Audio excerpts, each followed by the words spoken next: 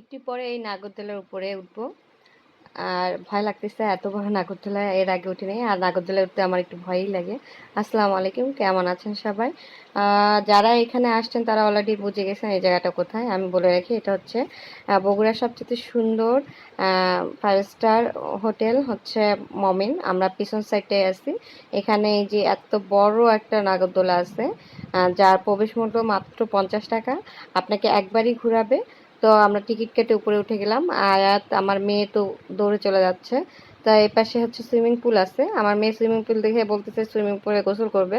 তো ওকে অনেক কিছু দিয়ে বুঝাইলাম যে সন্ধ্যার সময় তো ওরা বন্ধ করে রাখছে, এখন উঠা যাবে না বাবা। খালাম্মা অলরেডি কাছে চলে গেছে। এখন এই ভাইয়াটাকে আমি জিজ্ঞাসা করতেছি, ভাইয়া মাথা ঘুরাবে বা বমি হবে এমন কিছু কোনো কিছু হলে আমি উঠবো না। তো উনি বলতেছে না, কোনো কিছু হবে না, আপনি উঠতে পারেন, কোনো সমস্যাই নেই, খুবই ভালো লাগবে উঠলে আরও। তো আমি এই পাশে চারদিকে ভিউটা নিলাম, দেখেন কত সুন্দর জায়গা।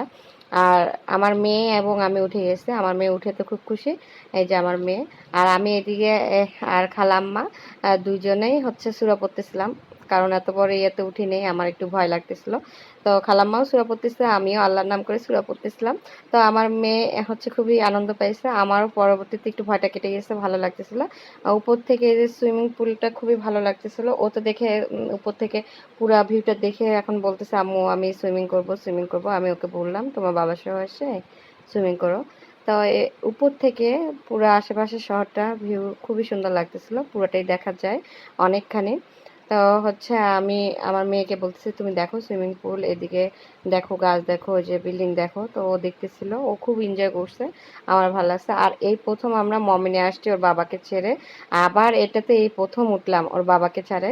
তো মেয়ে আমরা রাউন্ড ঘুরে আমরা নামে পড়লাম। সন্ধ্যার পর এই নাগরদোলার লাইটিং ব্যবস্থাটা ওরা এত সুন্দর রাখছে যা বলার মতো না, খুবই সুন্দর লাগে দেখতে।